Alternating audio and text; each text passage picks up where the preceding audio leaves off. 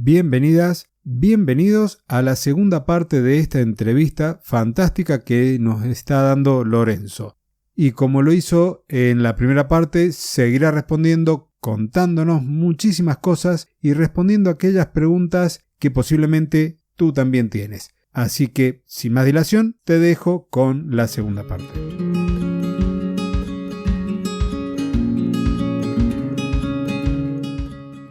Normalmente los árboles no son un tubo perfecto recién salido de fábrica, sino que el tronco de los árboles, pues hay zonas más salientes, zonas con hendiduras y también unos son más altos, otros son más bajos.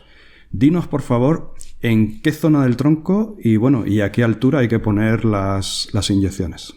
Nosotros cuando yo abordo un árbol, yo veo un árbol, yo lo miro en completo, veo su altura, veo el grosor del tronco, veo dónde tiene las podas de ramas antiguas, ramas viejas que están ahí, que sé que ese tejido no es adecuado para inyectar. Yo lo miro al completo, veo su perímetro y digo, a ver, este árbol le corresponden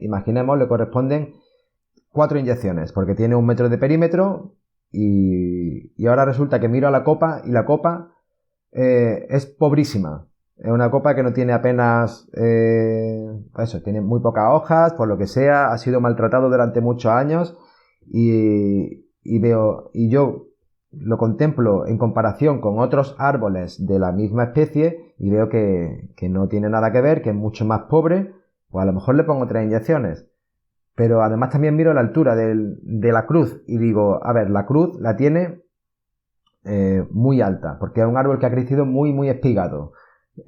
Pues ahora resulta que, claro, al tener más altura, pues yo sé que el insecticida, si lo que quiero tratar es una plaga, va a quedar bastante retenido en el tronco y se queda ahí y no va a llegar en dosis suficiente a la copa. Entonces a lo mejor decido otra vez ponerle 4 inyecciones y siempre respetando que ahora qué plaga es la que tengo que tratar, porque si a lo mejor tengo la suerte de que la plaga es una plaga que afecta únicamente a la hoja, pues resulta que esta plaga de la hoja, sé que aplicando a cualquier altura, siempre que respete que estemos por debajo 1,5 metros de la corona, no tengo problema y la puedo tratar. Entonces a lo mejor lo que hago es que me subo una escalera y le pongo 3 inyecciones en vez de 2, en vez de 4, como te decía antes.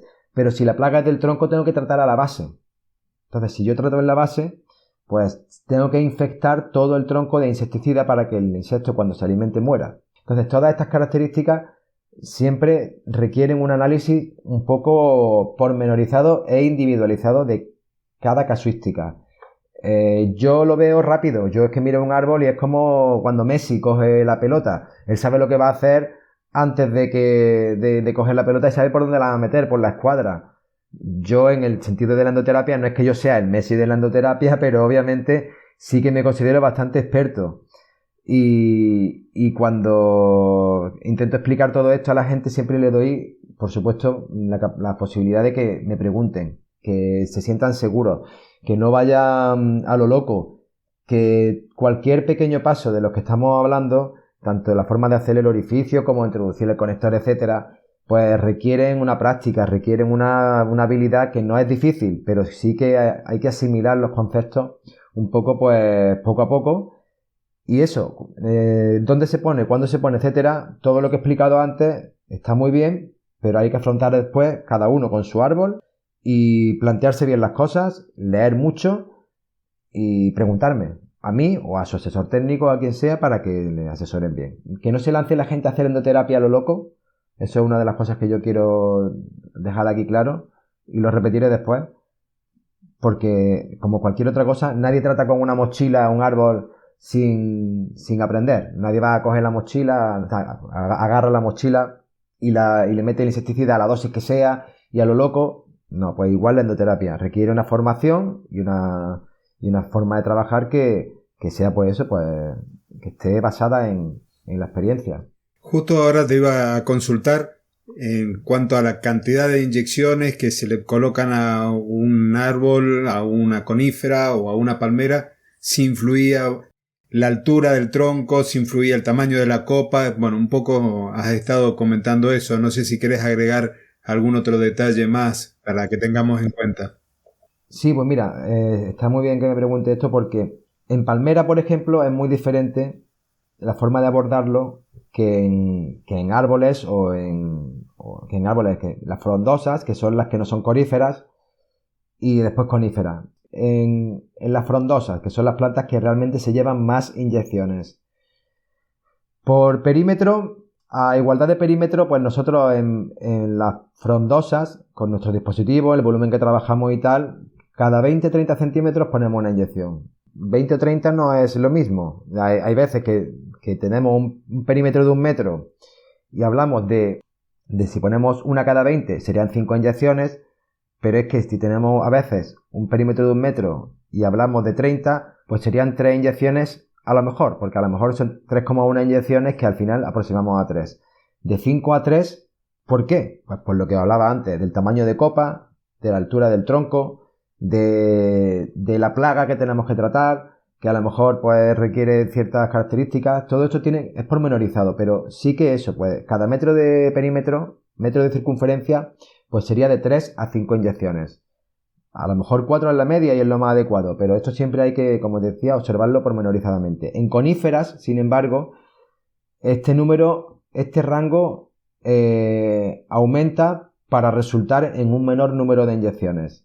En coníferas, pues nosotros lo aplicamos cada 25-35. Sumamos 5 centímetros a la clasificación. Por tanto, requiere un menor número de inyecciones. ¿Por qué? Pues porque las coníferas reparten mucho mejor el producto, suelen tener, digamos, menos masa foliar que las otras plantas y las acículas, menos superficie foliar, digamos, no menos masa, menos superficie foliar. Tenemos acículas y hemos visto que casi siempre con un menor número de inyecciones el resultado es el deseado. Y en palmeras, que es el último de la clasificación, no por eso menos importante, en palmera lo que hacemos es que, a ver, la palmera sabemos que casi siempre el tamaño de la corona es el mismo, depende de la especie. Con 3-4 inyecciones normalmente la palmera está completamente tratada, porque hay veces que la palmera parece más gruesa de lo que es, pero es que resulta que lo que le incrementa el grosor a la palmera es el que las hojas antiguas hayan sido afeitadas o no. Por tanto, es difícil determinar el grosor de la palmera. Nosotros, en vez de medir la palmera ya por grosor, lo que aplicamos son 3, 4 o 5 inyecciones. Las palmeras que tienen una copa más pequeña son más bajitas, pues le aplicamos 3 inyecciones. Las que tengan una altura media y tengan una copa grande, pero grande porque la especie de palmera requiera eso, pues se le pondrán 4 inyecciones. Si la palmera ya es muy alta, pues a lo mejor le ponemos 5 inyecciones para conseguir llegar a la copa, a la corona, con la dosis letal de insecticida. Eso es un poco la regla. ¿Y me puedes dar, o nos puedes dar, mejor dicho, algún tip, algún consejo, fruto de vuestra experiencia, para que ese orificio, esa herida que le hacemos al árbol se recupere mejor, por ejemplo? Sí. A ver, la herida, la gente tiene miedo a que la herida suponga una entrada de hongos, una entrada de insectos. La herida puede ser, aunque yo nunca lo he visto, pero he visto que algunos autores se refieren a la capacidad de la herida de transmitir enfermedades. Si tratamos un árbol con un taladro y después ese taladro, sin limpiar la broca, lo pasamos a otro árbol, podríamos transmitir una enfermedad. Yo digo, yo nunca lo he visto, pero ¿por qué no? Tiene sentido. Entonces, en ese caso, la broca habría que limpiarla siempre cuando se va de un árbol a otro.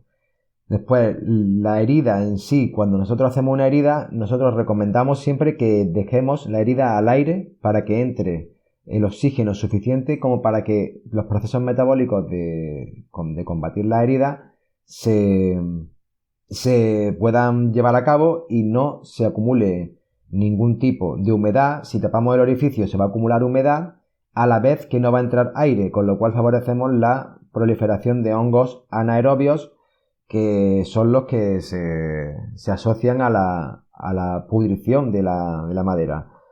Con lo cual estamos dejando el orificio al aire libre, favoreciendo que el tejido nuevo, que va a sustituir al antiguo, entre, y que no ocurran procesos indeseables de aparición de hongos. Nuestra recomendación es esa. Si bien, esto lo añado porque hay muchos clientes que incluso a pesar de esto, pues dicen que no, que quieren meter ahí un tapón de lo que sea.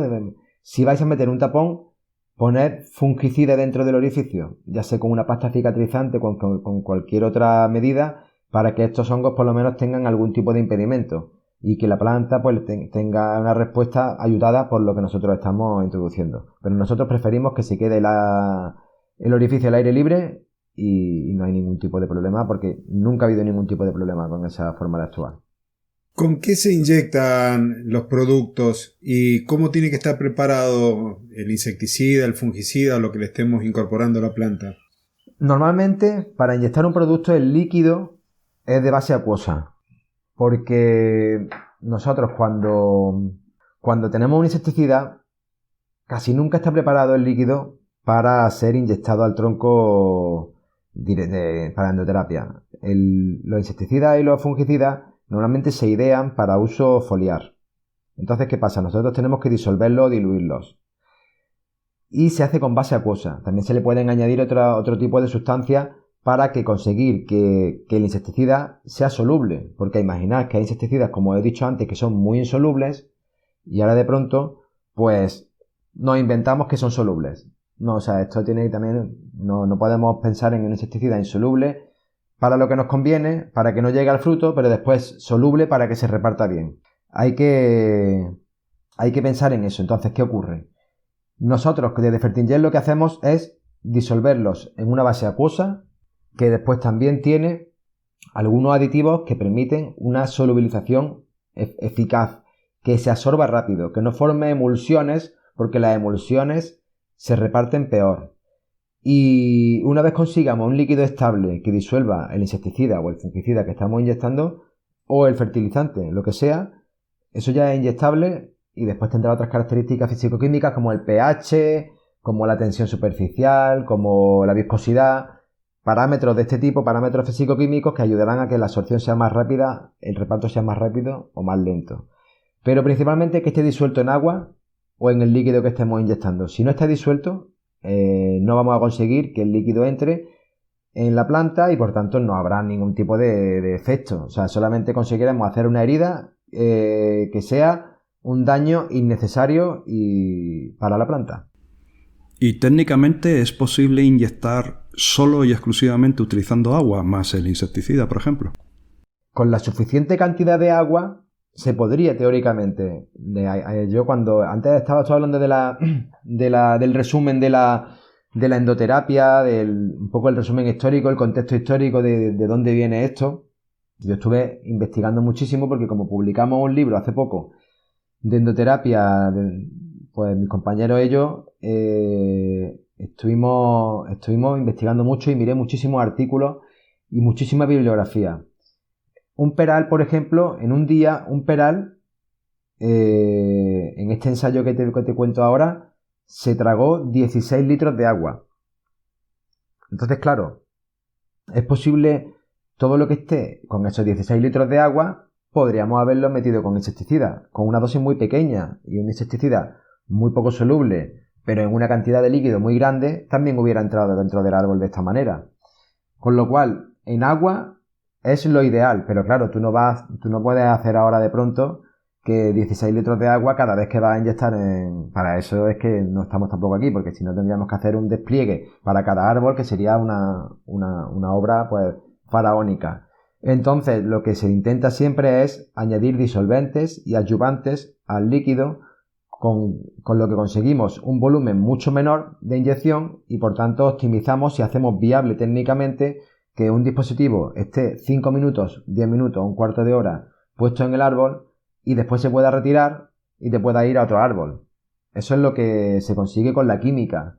Y claro, así es de la manera que nosotros intentamos trabajar una fisiología, que es el líquido que sea compatible con la fisiología de la planta, que no le haga daño, que sea compatible con el insecticida, con el fungicida o con el fertilizante, para que una vez bien disuelto, en muy poco volumen, consigamos el efecto óptimo.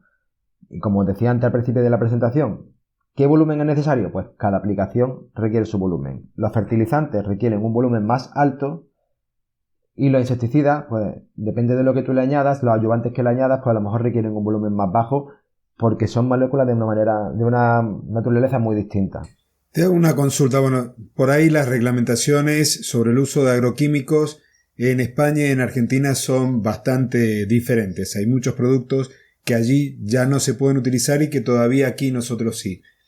¿Qué es lo que se puede inyectar entonces legalmente en España? Porque es lo que estás manejando vos. En España ahora mismo, tal y como está el tema en España, solamente hay 2 insecticidas que se pueden inyectar por inyección al tronco, que son Vertimec y Epic, que esperemos que duren mucho tiempo, aunque nos llega noticia a veces de que sí y otras veces de que no, con lo cual no sabemos ya a quién creer. Y después, fertilizante, obviamente, no hay ningún tipo de restricción, tampoco hay ningún tipo de recomendación, pero no hay ningún tipo de restricción. Y cualquier otro tipo de molécula que no esté regulada como fitosanitario es perfectamente inyectable en la planta. Pero como insecticida o fungicida no hay ninguno ahora mismo, pero en proyecto sí que sabemos que hay, bueno, y también está la emamectina, que es un producto de Syngenta, que es un producto muy interesante, pero restringido su uso únicamente para los aplicadores de ellos. Además, es un producto que no es abordable habitualmente no es abordable por el alto precio que tiene y la alta especialización que requiere su inyección. Pero esos son los 3 productos insecticidas que están: Epic, Vertimexin y emamectina, que es el Revive, se llama. Y después, fungicidas no hay ninguno, pero sabemos que en proyectos, y las empresas cada vez están más interesadas, las empresas de fitosanitarios, en proyectos hay bastantes cosas. Con nosotros hay un par de proyectos muy interesantes de Bayer, que cuando salgan pues van a ayudarnos muchísimo a tener mucha más variabilidad de tratamientos y a considerar realmente que es un producto de más largo recorrido y una aplicación que tenga un largo recorrido, pero mientras estamos muy limitados en ese sentido. Sí que es cierto que con estos 2 insecticidas cubrimos el 100% de las plagas de insectos. No hay ninguna plaga que se resista a estos 2 insecticidas, pero siempre estamos un poco con el susto de si la Unión Europea va a decidir retirar el producto de turno o no, o la casa comercial va a decidir retirarlo. Siempre estamos un poco con la poca versatilidad, la poca, digamos, variabilidad de productos que hay en el mercado, pero tenemos la confianza de que al ser esto un negocio, al fin y al cabo, al suponer las áreas verdes y la jardinería un negocio, realmente siempre alguien va a estar apostando por la endoterapia, porque es que es la única manera legal que se puede utilizar en áreas verdes. Ya no hay ningún producto ni ninguna técnica que se pueda aplicar en una ciudad que no sea endoterapia, cuando tratamos de plagas y de plagas de insectos, que diga. ¿Y estás de acuerdo con la afirmación de que en Europa, a diferencia de lo que ocurre en Estados Unidos, la endoterapia no avanza más en la cura de plagas y enfermedades pese a su constatada efectividad por la falta de formulados autorizados? Sí, totalmente. Los estadounidenses son un mercado que obviamente nosotros hemos trabajado en Estados Unidos muchísimo. Hemos trabajado porque tenemos unos socios allí y hemos estado inyectando muchos años. Y es un mercado que es que realmente es envidiable en ese sentido, porque allí todo es a lo grande. Son toda la población de Europa en un país que todos hablan el mismo idioma, todos van a una, aunque sean 52 estados, después suena el himno americano y todo el mundo se cuadra. Allí nadie discute de quién es más americano que otro. Entonces, en ese sentido, tienen unas posibilidades enormes, su mercado es enorme, y también la forma de ellos abordar todo el tema fitosanitario es muy diferente. Ellos permiten la inyección de antibióticos, por ejemplo, en árboles, para temas bacterianos, que hay enfermedades bacterianas en las plantas que aquí en Europa no se pueden directamente, no hay lugar, o sea, antibiótico en una inyección o en otro tratamiento fitosanitario no es factible. Después también tienen fungicidas que son para inyección. ¿Por qué es esto? Pues porque una empresa no tiene que gastarse 2 millones de euros para registrar un producto para inyección nada más. Allí, con una notificación y unas cuantas pruebas, entienden que la endoterapia no hay que sumarle más pruebas de las necesarias. Ellos quieren que el mercado se mueva. Quieren que facturar, money. Y entonces ellos, cuando tienen un producto que funciona, pues van a la EPA, el producto cumple con las restricciones de la EPA, lo inyectan, es eficaz, ya está, no hay problema. Aquí en Europa, pues, registrar un formulado es una tarea reservada a cuatro personas, que sean 4 empresas multinacionales que son, pues, semidioses, y después, pues, alguna puntualmente que tenga un consorcio de empresas pequeñas que hagan algo un poco diferente. Es una cosa faraónica, titánica, que para una empresa pequeña es inviable. Y encima requiere, y eso solamente si es una molécula antigua. Imaginemos que una molécula conocida, la bamectina, yo quiero registrarla, a lo mejor son 2 millones de euros o 3 millones de euros. Pero si estamos hablando de una molécula nueva, eso puede ser a lo mejor 200 o 300 millones de euros. Entonces, claro, ¿quién se va a meter en una cosa de estas? Pues Bayer o Syngenta o Monsanto, quien sea, pero son ya cosas que no se pueden abordar. Y 10, 12 años de trabajo también. Entonces, nosotros ahora mismo dependemos mucho de que las empresas grandes vean negocio en lo pequeño, que es la jardinería. Es una cosa difícil, porque si tú eres Bayer y vendes, pues imagínate, 500 millones de litros de imidacloprid en la época del Confidor en el mundo, y después para jardinería vendes 5.000 litros o 10.000 litros o 100.000 litros, me da igual, el porcentaje tiene que estar, o sea, el gasto tiene que estar justificado. Entonces, por eso, cuando desaparece imidacloprid en el año, hace 3 años aproximadamente, desaparece imidacloprid, pero no tienen en cuenta, oye, pero vamos a dejarlo para inyección, les da igual. Porque para inyección sabemos claramente que funciona muy bien, que tenía una eficacia buenísima, que no hacía daño al medio ambiente, que no teníamos problemas con las abejas. Todo eso está muy bien, pero es que no lo han peleado. ¿Por qué no lo han peleado? Porque para ellos son migajas. Entonces ese es el problema que tenemos, que no se desarrolla tanto, porque en Estados Unidos no son migajas. En Estados Unidos las áreas verdes es un negocio enorme. Y en Europa, pues las áreas verdes pues son un negocio que, bueno, que no está mal, que da de comer a mucha gente, pero tampoco, comparado con la agricultura, pues es un pequeñito pastelito. Sí, ahí ya te me adelantaste. Justo iba a preguntarte, Lorenzo, del tema de los tiempos. Y también justo hablaste del famoso Confidor. Pierden el mercado ellos en Europa, pero América Latina nosotros lo tenemos ahí. Tenemos varias empresas que producen insecticidas con el mismo principio químico. Entonces, por ahí pierden un sector. Si la otra vez estaba viendo el mapa de Argentina, cuántos países europeos entran en nuestro territorio nada más. Entonces, si comparamos la pérdida de mercado europeo con el mercado latinoamericano o América completa, del norte, central y sur, entonces por ahí también eso implica que no se preocupen tanto por perder un mercado que a lo mejor no le interesa. Claro. Porque eso es una realidad. Muchísimos de los productos que la Comunidad Europea ya ha descartado en el uso dentro de lo que es jardinería, acá están a la orden del día. Y la propaganda te dicen, esto es buenísimo, no pasa nada.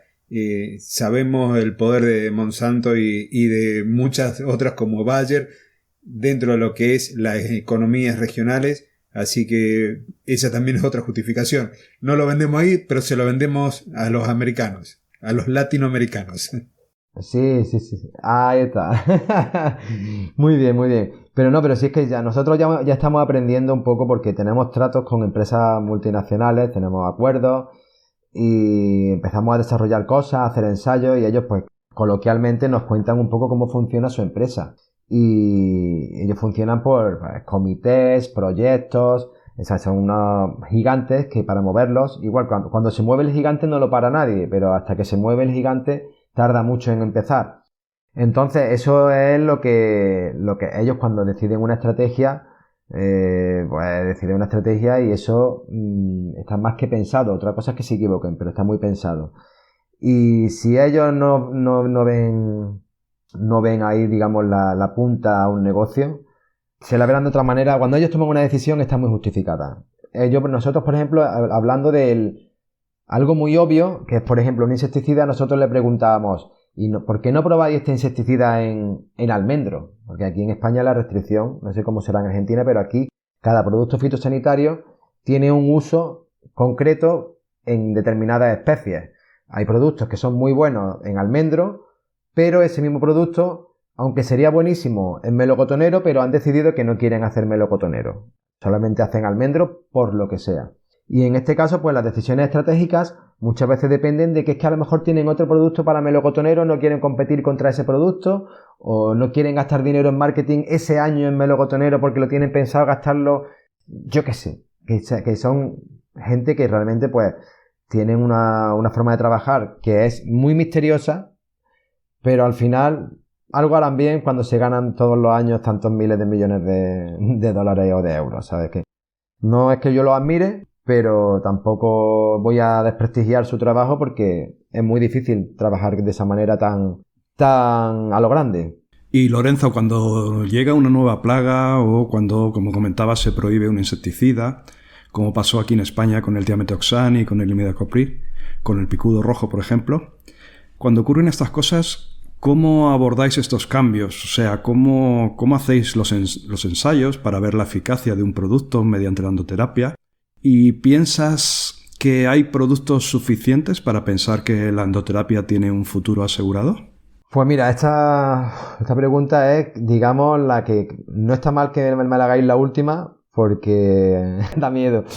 Da miedo, porque es una forma, nosotros estamos con la endoterapia, estamos muy contentos con la forma de trabajar, nos estamos muy orgullosos de lo que hemos conseguido como empresa, tanto por el I+D como por todo lo que es comercial, todo esto, cómo se ha implantado la endoterapia en pocos años en España y en Europa, que estamos cada vez más presentes, pero siempre estamos a expensas de lo que, como decía antes, de lo que decidan las autoridades, etcétera. Entonces, cuando a nosotros nos pasó lo del Confidor, por ejemplo, o de la Astara, pues fue un palo inicial, porque el picudo rojo es una aplicación que para nosotros era pues un gran porcentaje de nuestra facturación.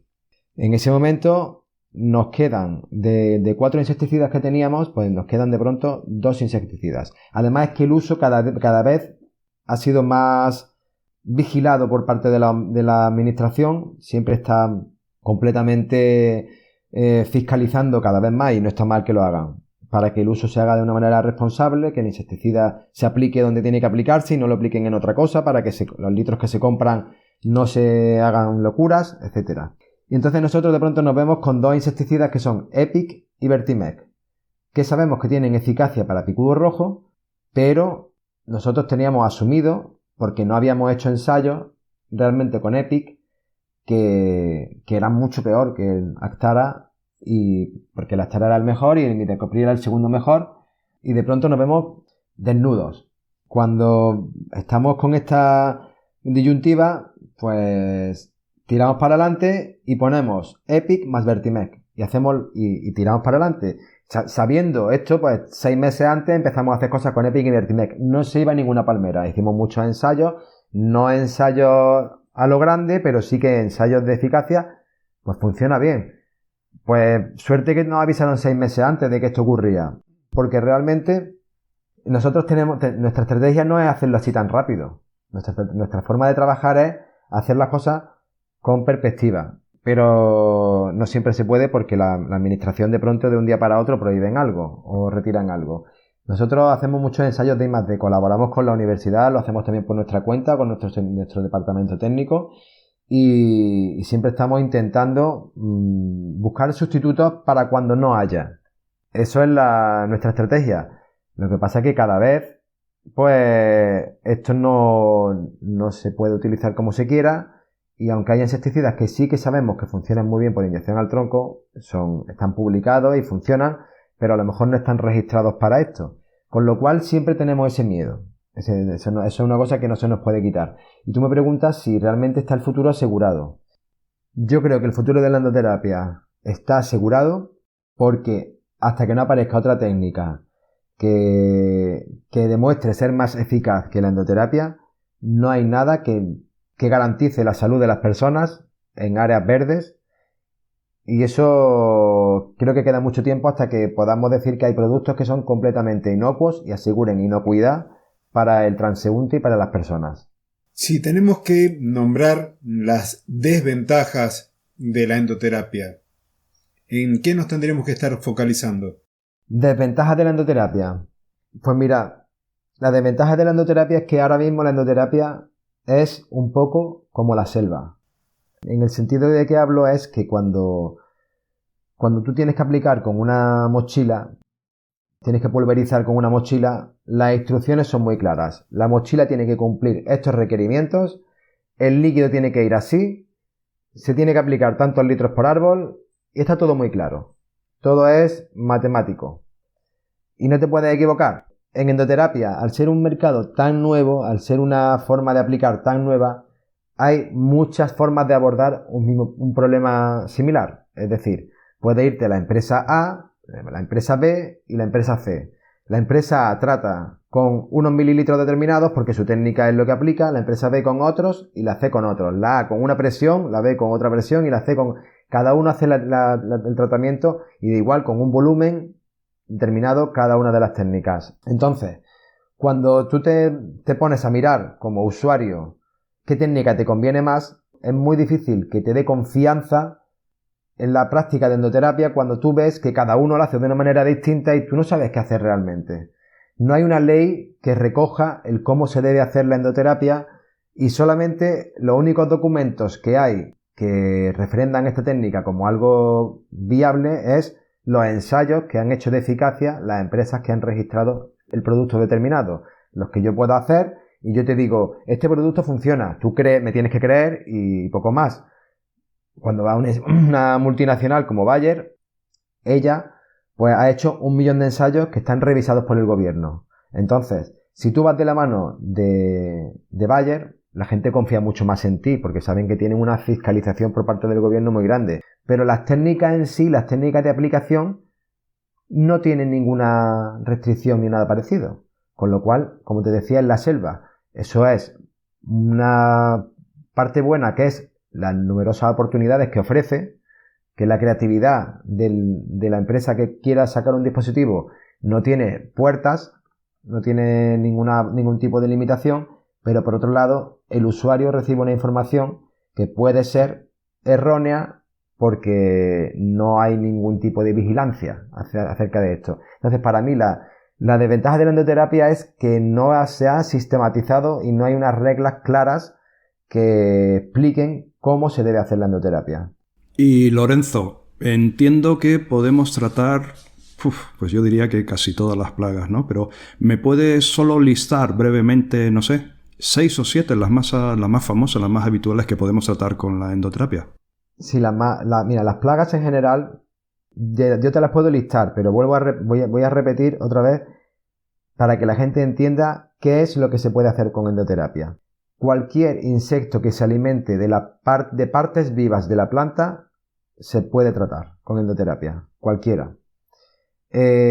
Chupadores, pulgones, cochinillas, escolítidos, y con nombre y apellidos, Procesionaria, picudo rojo, Tomicus, digamos pues Galeruca, Sila, o sea, todas este tipo de plagas que se alimentan del tronco, Cameraria también. Es que hay tantísimas que realmente creo que la forma de tú, como profesional de la jardinería, cuando identificas una plaga, porque lo primero es identificarla, que esa es la parte más difícil, saber qué plaga es la que tienes muchas veces. Pero cuando ya tú identificas la plaga, aunque tú no la conozcas, siempre recurres a Google, como todos hacemos ya en casi todos nuestros ámbitos de la vida. Recurres a Google y ves cuál es el ciclo vital, y observas de dónde se alimenta la plaga, si se alimenta del fruto, si se alimenta de la hoja, del tronco o de donde sea. Cuando tú identificas, con la excepción del fruto, todas las demás plagas, si se alimentan de partes vivas de la planta, son tratables. Lo único que hay que determinar después de esto es cuándo tratarla. Tú tienes que mirar el ciclo vital y si sabes que la plaga, si es una plaga que es de primavera, pues vas a tratar en abril, en mayo. Si sabes que la plaga es una plaga de otoño, como la procesionaria, o sea que después baja en primavera, pero durante su época de alimentación es en otoño, pues tú te ciñes a la época en la que sabes que la plaga se alimenta para tratar en esa época los árboles. Y así, una por una, las plagas, todas tienen su margen de tratamiento. A lo mejor tienes que afinar un poquito más, un poquito menos con la época, pero al final todas las plagas tienen posibilidad de ser tratadas siempre que se haga en la época correcta, con el insecticida correcto, porque hay veces que el insecticida EPIC funciona y otras veces que el que funciona es el imidacloprid, otras veces o el que mejor funciona es el Vertimec. Entonces, claro, hay que identificar la plaga, que eso ya os digo, esa es la parte más difícil, porque muchas veces te dicen que tienen una cosa y después tienen otra completamente distinta y claro, pues va a ciegas, entonces dices, mira, pues le meto todos los insecticidas juntos, que nosotros a veces hacemos eso, cuando no saben qué plaga tienen, le digo, pues si no sabes qué plaga tienen, le metes, en nuestros dispositivos se puede hacer, le metes Vertimec y EPIC juntos y así ya te aseguras de que seguro que no va a tener más plagas en todo el año. Pero claro, hay veces que no quieren hacerlo así, entonces pues tienen que identificarlo. Lorenzo, ya estamos casi terminando, así que es el momento del spam de valor, el momento de autobombo. ¿Por qué un usuario debería elegir una tecnología o un producto de tu empresa frente a otra? Yo he visto algunas cuestiones, he visto algunos videos, tengo una idea, pero me gustaría que en este caso vos nos digas por qué tenemos que elegir Fertincheck. Vale, pues voy a sacar la lista de aquí No, y voy a hacer el resumen porque realmente nosotros es que estamos realmente muy orgullosos de nuestra técnica. Las características que hacen que estemos más orgullosos es que es tan fácil de usar y tan rápida de aplicación y todo lo que supone la operativa, que al final la gran ventaja de nuestra técnica es que por un precio relativamente asequible, la endoterapia nunca es barata, pero creo que somos los más asequibles porque la mano de obra, que es el factor más encarecedor de cualquier tratamiento, permite que la velocidad de aplicación permite que la mano de obra pues tenga mucho rendimiento y por tanto se abarate mucho los costes de aplicación. Entonces, ¿qué pasa? Que nosotros tratamos un árbol y tardamos a lo mejor en tratar un árbol 1 minuto. Lo que es en aplicar las inyecciones, te vas al árbol de al lado, tarda otro minuto y de pronto en 10 minutos pues has tratado 10 árboles y te esperas 5 minutos a lo mejor si es que lo requiere la aplicación y retiras los dispositivos porque esos 10 árboles que has tratado estaban en un rodal concretamente y no te quieres separar de ellos por cualquier razón. En 20 minutos has quitado todos los dispositivos. O sea que una media de 2 minutos por árbol, cuando tienen a lo mejor 4 dispositivos los árboles de media, pues es una aplicación bastante ventajosa a nivel operativo y todo esto tampoco hay que estar sudando tinta para que la aplicación se lleve a cabo. Entonces, ese es el factor principal. Todas las cosas que os he contado antes del volumen, de la presión, intentamos cumplir que por supuesto tengamos un volumen adecuado para que el reparto sea homogéneo. Suele ser un volumen de 25 mililitros hasta 200. Hay mucha variedad, hay muchos dispositivos entre medias, tenemos muchos dispositivos distintos y tenemos, para mí, lo más exclusivo de nosotros es que somos una técnica que se absorbe muy rápido el dispositivo, muy rápido, en los casos en los que la tecnología requiere esto, pero también hacemos unas cosas que para mí son las que más orgulloso me hacen sentir, que son las de que tratamos los árboles con un cariño especial y conseguimos que no solamente combatimos las plagas,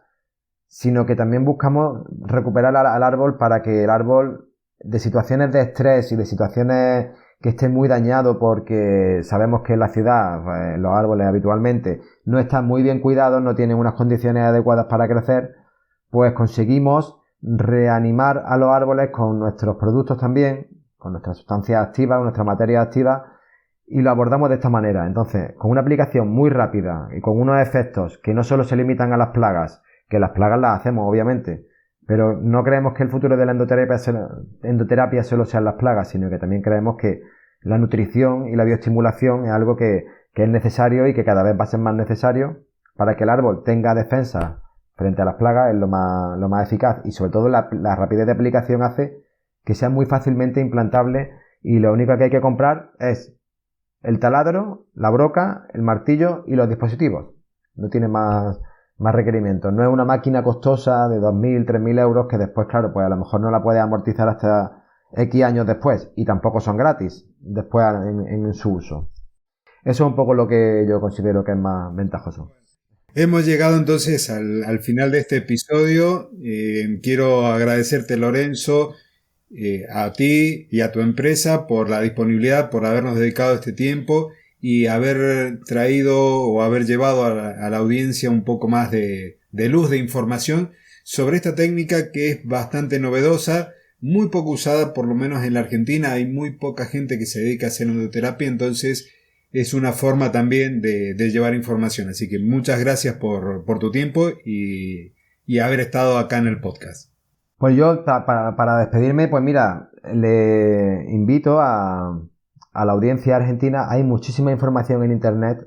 Obviamente es difícil tener presencia. Nosotros tenemos presencia allá donde nos llamen. Lo que pasa es que es muy difícil implantar una empresa de, pues no sé, decenas de miles de kilómetros. No sé exactamente cuánto hay desde Argentina hasta España, pero hay bastantes kilómetros. Entonces yo invito a los usuarios a que investiguen y que hagan sus propias prácticas a los usuarios, aquellos que tengan más ganas de hacer cosas que, pues eso, que se salgan un poco de la norma, porque la endoterapia es muy útil y es muy divertida, y que miren información, que hay bastantes cosas en internet, que saquen ideas y que investiguen, porque quién sabe si la próxima Fertinject puede estar en Argentina, sabe que allí hay muchísima creatividad en Argentina, y estoy seguro de que ya están dándole vuelta al coco. El primero que esté escuchando el podcast seguro que ya está dándole vuelta a la cabeza para ver cómo puede hacerlo con un método propio, a ver si lo consigue exportar al resto del mundo. Los argentinos soy así. Hay mucha creatividad acá. Qué bueno. Hombre, a falta de otras cosas, porque por desgracia la economía no la tenéis lo más sana posible, pero la creatividad no os falta. Eso ya lo tengo yo por descontado. Mira, ayer en una reunión me estaba comentando, que yo todavía no lo sabía, Bayer, que tiene sus plantas y demás en Chile, se las va a levantar y se las trae a Argentina. Cuando todas las empresas están yéndose de la Argentina, Bayer va a venir para acá, según lo que me comentaban ayer. Vamos a ver si es así, y capaz que de la mano de Bayer aparezca algo más cercano a la endoterapia. Hombre, pues por supuesto, Bayer en España ha hecho mucho por la endoterapia, realmente. Trabajamos con ellos, con el Confidor en su momento, un paquete especial que era Confidor Inject, que era nuestro dispositivo, y el Confidor en un tamaño adecuado para que los dispositivos estuvieran parejos con la cantidad de insecticida. Y ahí es cuando pegó el subidón la endoterapia en España, de la mano de Bayer, aunque nosotros ya hacíamos muchas cosas, pero a nivel marketing fue cuando más gente nos conoció, y esperamos que esa relación con Bayer se vuelva a dar. Estamos trabajando con ellos constantemente en ensayos y en cosas, por lo cual, si eso se puede trasladar a Argentina, obviamente pues nosotros lo pondremos sobre la mesa, claro que sí. Lorenzo, yo también te quiero agradecer enormemente que le hayas robado un poquito de tu tiempo para pasarte por nuestro podcast. Sé de buena tinta que estáis súper ocupados. Ahora estamos en la última parte de octubre. Es la época de la temporada de la procesionaria de realizar la endoterapia.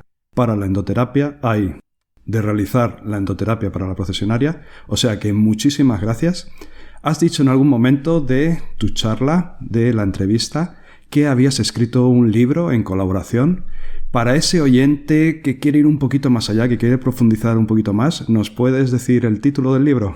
Sí, mira, el libro lo hemos escrito en colaboración con la Federación de Golf, la Real Federación Española de Golf. Porque ellos también tienen muchísimos árboles que necesitan ser tratados y los campos de golf son zonas de acceso al público, con lo cual se trata como si fuera una ciudad. No tiene ninguna diferencia en ese sentido a nivel legal. Y el libro lo escribimos con ellos, en colaboración con ellos, y el libro se llama Endoterapia en campos de golf. Así de fácil es el título. Lo pueden encontrar y es bastante fácil de encontrar, tiene una buena distribución. La Real Federación se lo ha trabajado bastante para que la distribución sea bastante buena. Y si ponen ese título, Endoterapia en campos de golf, lo van a encontrar fácil para poder pedirlo. Y me consta que también tienen colaboración con campos de golf de Sudamérica y de Latinoamérica, con lo cual a lo mejor también es posible que llegue ese libro allí a Argentina, quién sabe.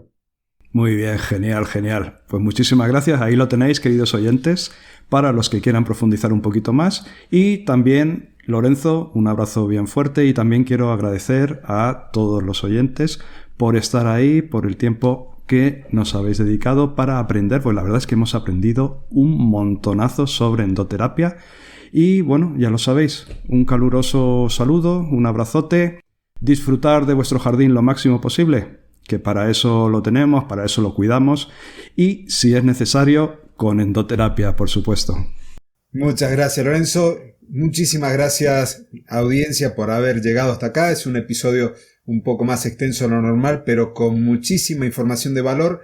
Te agradezco que hayas llegado, te agradezco que compartas el episodio. Sabes que habitualmente tenemos el formato solamente de audio en el canal de podcast, pero en esta ocasión también está el video de esto, o el vídeo, como dice Fernando, en su canal de YouTube, en Personal Garden Shopper. Vas a encontrar toda esta entrevista en video, nos vas a ver interactuando, vas a ver nuestros rostros, que no es tan habitual porque siempre estamos directo al oído con el podcast. Así que muchas gracias por haber llegado, por compartir el episodio, por tus comentarios amables del podcast y del contenido.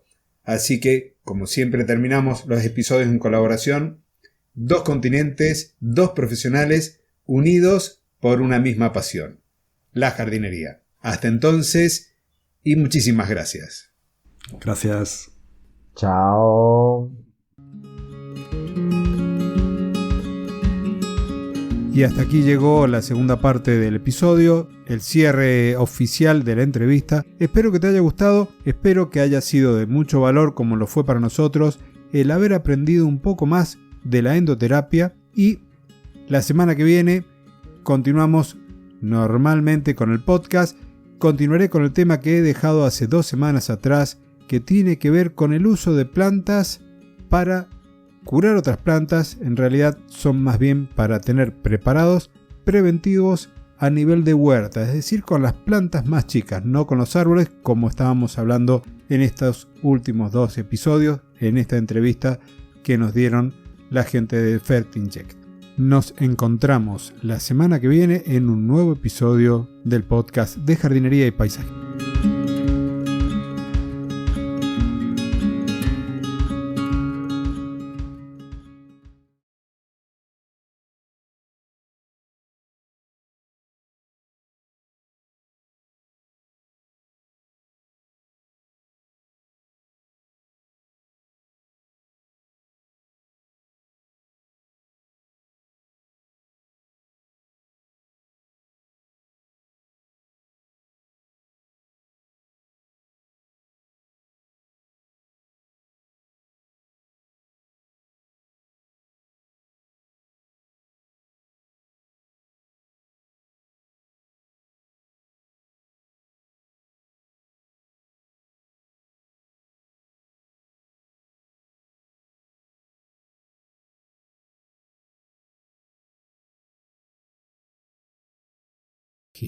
Hasta entonces, y muchísimas gracias.